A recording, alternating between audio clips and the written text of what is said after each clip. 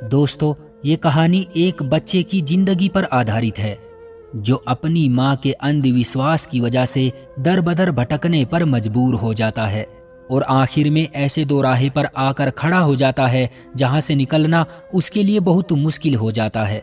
दोस्तों, कहानी को पूरा सुनिएगा, बहुत ही जबरदस्त किस्सा है। ये बात तकरीबन 5 साल पहले की है। मैं और मेरे पति किसी काम के सिलसिले में बाहर गए हुए थे। जैसे ही काम खत्म करके हम वापस घर आ रहे थे तो रास्ते में ट्रेन से सफ़र करते हुए हमने देखा कि तकरीबन 13 या 14 साल की एक लड़की टिकट मास्टर से नजरें चुराने की कोशिश कर रही थी। उसकी हरकतों से साफ जाहिर हो रहा था कि उसके पास टिकट नहीं है। अभी 2 मिनट पहले ही वो खिड़की से बाहर झांक रही थी और बड़ी खुश भी थी, लेकिन जैसे ही टिकट मास्टर आया तो सोने का नाटक करने लगी। जैसे ही टिकट मास्टर उसके पास आया तो उससे टिकट दिखाने को कहा, लेकिन अब वो लड़की इतना डर गई थी कि कुछ बोल भी ना पा रही थी। बस एक लाचार और बेबस निगाहों से कभी हमारी तरफ तो कभी उस टिकट मास्टर को देखती रही। लेकिन टिकट मास्टर कहाँ मानने वाला था। वो तो उसको भांप गया था। वो जान चुका था कि इसके पास टिकट नहीं है। वो उसे लगातार टॉर्चर करने लगा। टिकट मास्टर का ये इस तरह का बर्ताव देखकर मेरे दिल में एक एहसास पैदा हुआ। मैंने अपने पति से कहा कि ये बेचारी लड़की जात है और ये टिकट मास्टर इससे बदतमीजी पर उतर आया है। आप ही इस लड़की का किराया दे दीजिए, ऐसा ना हो कि भरी ट्रेन में इस छोटी सी बच्ची का तमाशा बन जाए। मेरे पति समझदार थे। उन्होंने मेरी बात मानकर टिकट मास्टर को बुलाकर कहा कि इस लड़की का किराया मैं दे रहा हूँ, लिहाजा वो उसे कुछ ना कहे। वो अपनी पलकों को तेजी से झपकते हुए अपने आंसुओं को रोकने की कोशिश कर रही थी, मगर देखने में ऐसा लग रहा था कि वो कुछ ही पलों में फूट फूट कर रोने वाली है। वो एक लाचार और बेबस निगाहों से बार बार हमें देख रही थी। मैंने उसे मुस्कुराकर तसल्ली दी और कहा, बेटी तुम मेरे पास वाली सीट पर आकर बैठ जाओ। वो मेरे पास आकर बैठ गई। मैंने पूछा, तुम्हारा नाम क्या है? बोली, मेरा नाम महक है, मैं पिछले ही स्टेशन से ट्रेन में बैठी हूँ। मैंने पूछा, बेटी तुम्हें जाना कहाँ है? मेरे इस सवाल पर उसकी आंखों में अफसुर्दगी सी छा गई। बोली, मेरा कोई ठिकाना नहीं है और ना ही मेरी कोई मंजिल है। मेरे माँ बाप ने मुझे घर से निकाल दिया है। इतना कहकर वो फूट फूट कर रोने लगी। उसकी आंखों से अब आंसुओं का दरिया बहने लगा था। उसे देखकर मेरा दिल तड़प उठा। मैंने अपने पति की तरफ देखा और कहा, क्यों ना हम इस लड़की को अपने घर ले चलें? तो वो बोले, कैसी बातें कर रही हो, इसे कुछ पैसे दे दो ताकि ये अपना बंदोबस्त कर सके बस।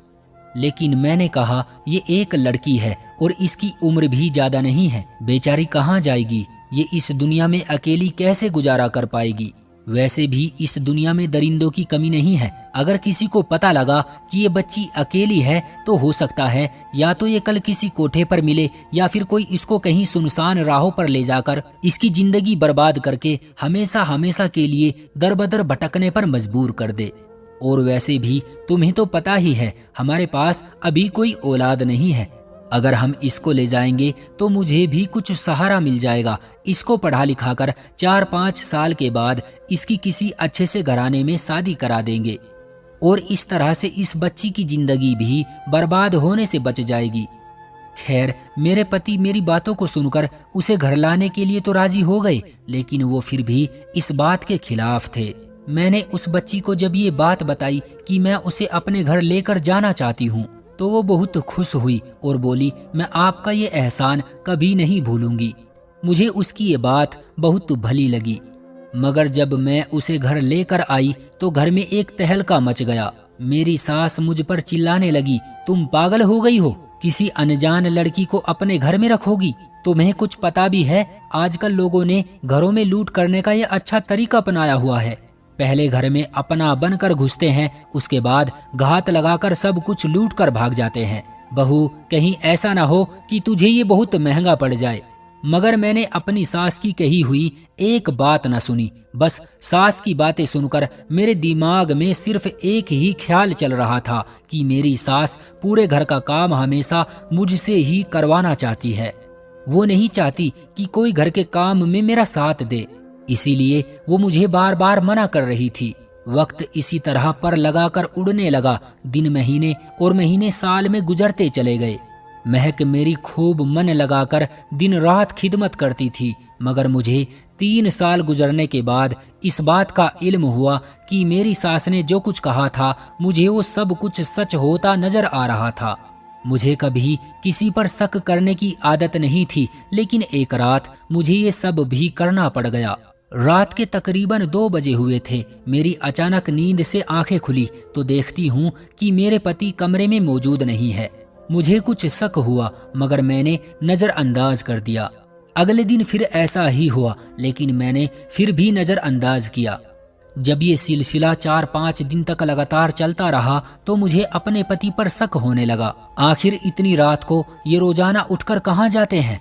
अगले दिन मैंने सोचा कि आज मैं पूरी रात नहीं सोऊंगी, और मैंने ऐसा ही किया। लाख नींद आने के बावजूद भी मैंने नींद को खुद पर हावी नहीं होने दिया।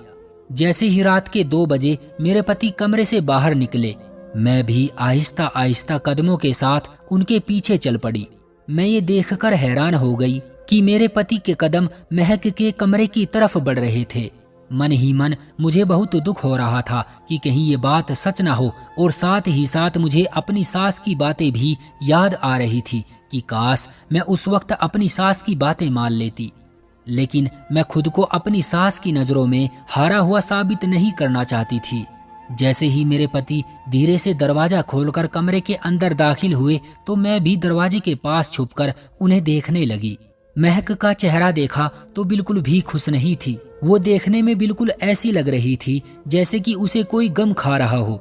उसने मेरे पति को देखते ही मुंह फेर लिया, लेकिन मेरे पति उसे घूर घूर कर देख रहे थे और बार बार उसकी तरफ हाथ बढ़ाकर इशारों ही इशारों में उसे कुछ बताने की कोशिश भी कर रहे थे।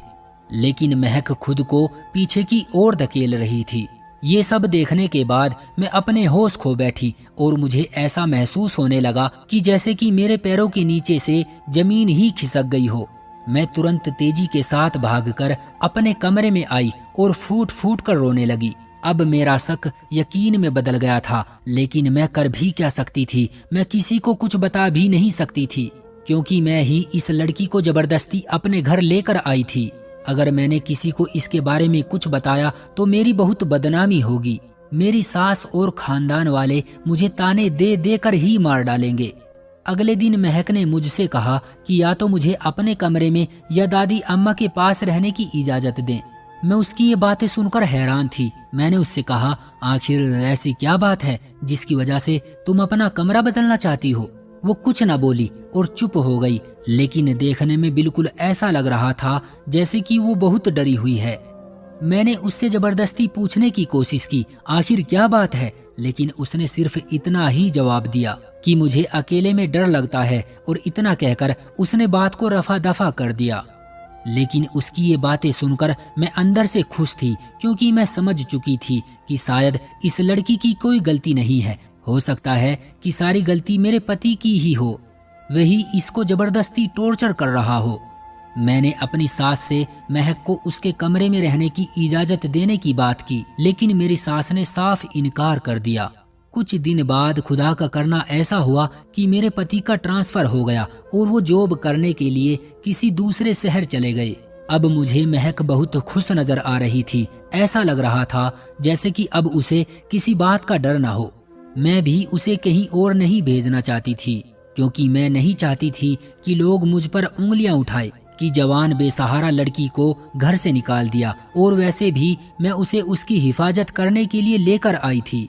मेरे पति को गए हुए तकरीबन 2 महीने ही गुजरे थे कि मुझे वो खुशखबरी मिली जिसे सुनने के लिए हर इंसान के कान तरसते हैं।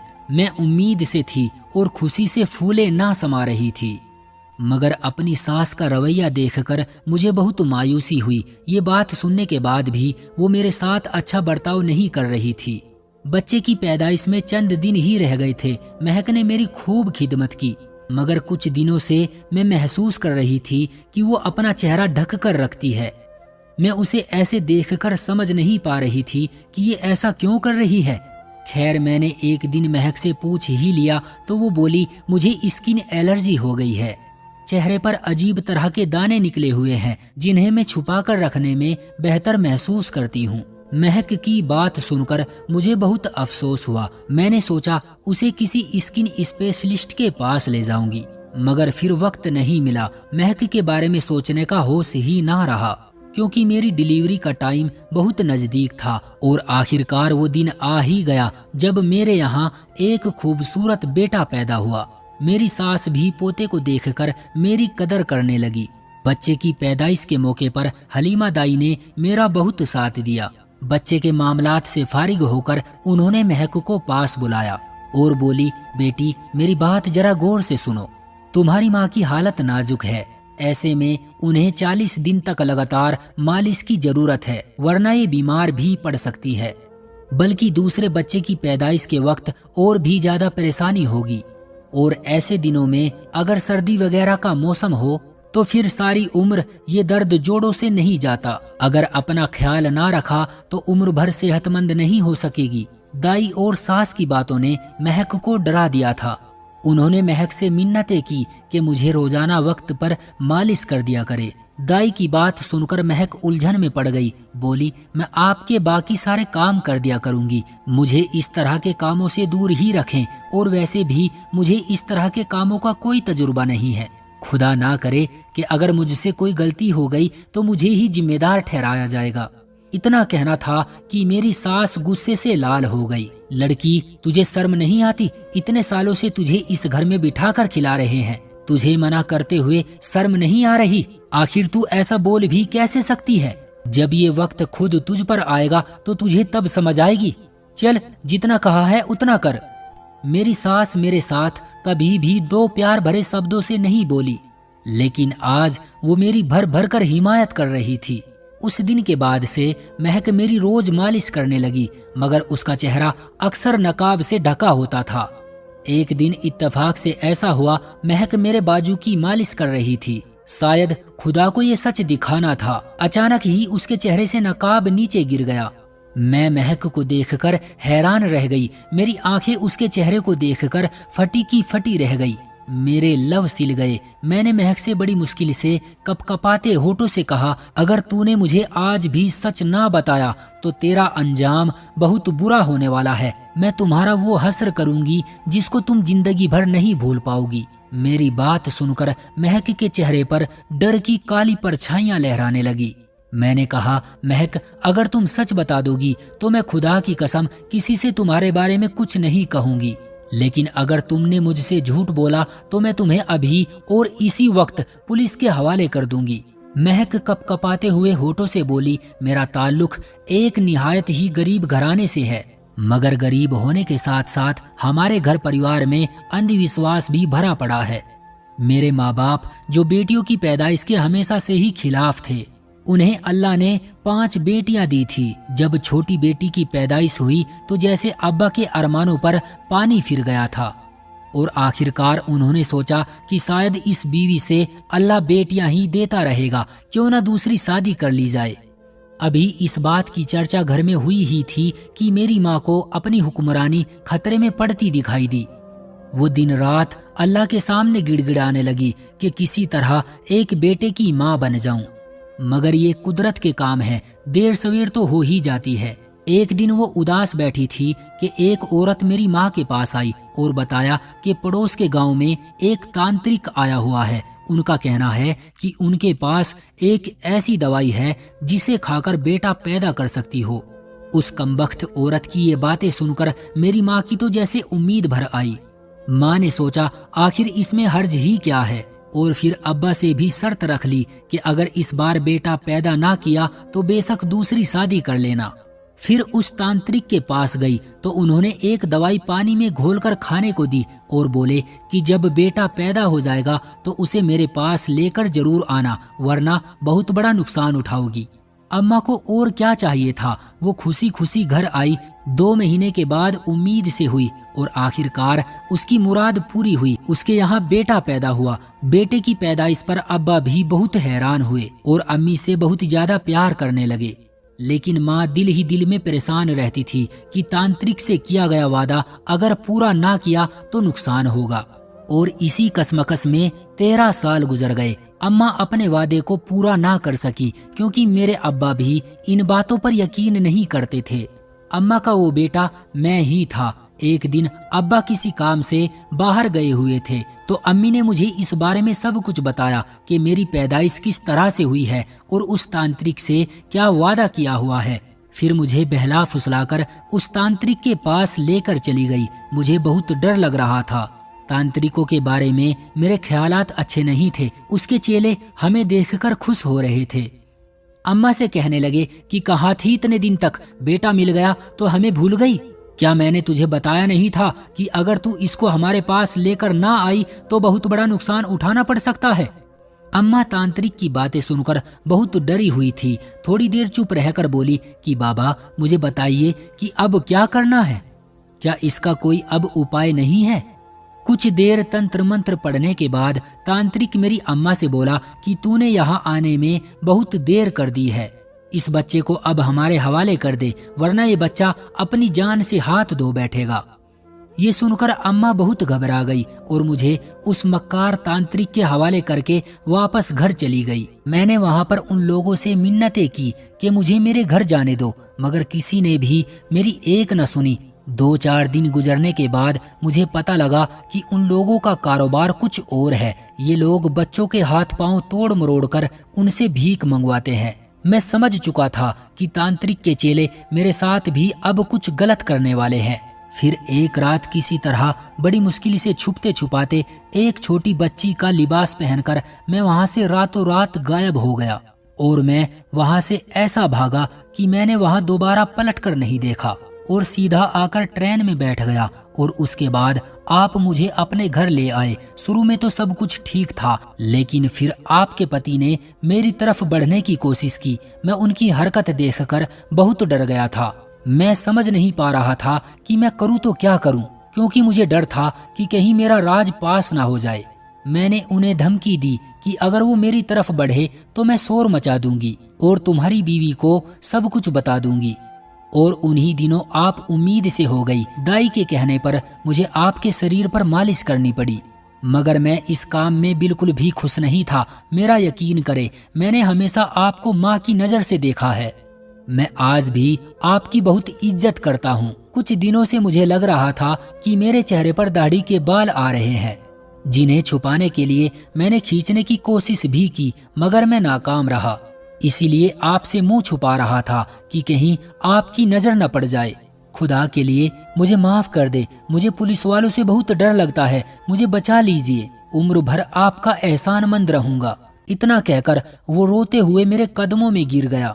मैंने उसे बाजुओं से पकड़कर खड़ा किया और कहा, महक, मुझे नहीं पता था कि तुम एक लड़का हो, मगर अब अगर मेरे पति को इल्म हुआ तो यहाँ एक हंगामा बर्पा हो जाएगा। तुम खुदा के लिए यहाँ से चले जाओ। मैं तुम्हें कुछ पैसे और जेवर दे रही हूँ, उन्हें इस्तेमाल में लाकर अपने लिए कुछ बेहतर करने की कोशिश करो, मगर यहाँ नजर मत आना वरना मेरी जिंदगी मुश्किल में पड़ जाएगी। मैंने उसे अपनी अलमारी से निकालकर कुछ पैसे और चंद जेवरात भी दे दिए ताकि वो उन्हें बेचकर अपना गुजारा कर सके। और उस दिन के बाद से लड़की का नाम लेकर घूमने वाला महक नाम का लड़का मुझे अपने घर के आसपास कहीं नजर नहीं आया। मगर आज भी इस किस्से को याद करती हूँ तो सोचती हूँ कि काश अपनी सास की बात मान लेती। अब मुझे ये ताना बार बार सुनने को मिलता है, औलाद क्या हुई, जवान लड़की से खिदमत लेकर घर से निकाल दिया। दोस्तों, ऐसा नहीं है कि हम किसी यतीम बच्चे को सहारा नहीं दे सकते हैं, लेकिन उसके बारे में पूरी तरह से तहकीकात भी करनी चाहिए। अगर आपको कहीं कोई बेसहारा बच्चा दिखाई दे तो सबसे पहले उसको किसी नजदीकी पुलिस स्टेशन में ले जाकर उसकी पहचान का रजिस्ट्रेशन कराएं या फिर किसी अनाथ आश्रम में जमा कराएं। और अगर आपको किसी बच्चे को गोद ही लेना है तो या तो किसी अनाथ आश्रम से या फिर अपने घर परिवार के जाने पहचाने सदस्य से ही ले। दोस्तों, ये कहानी आपको कैसी लगी हमें कमेंट सेक्शन में जरूर बताएं। वीडियो को लाइक कर दीजिए और इसी तरह की कहानियां लगातार देखने के लिए चैनल को सब्सक्राइब कर लीजिए और साथ में घंटी को दबाकर ऑल पर सेट कर लीजिए ताकि आने वाली वीडियो का नोटिफिकेशन आपके पास तुरंत पहुंचे। मैं मिलता हूं आपसे अगली वीडियो में, तब तक के लिए धन्यवाद।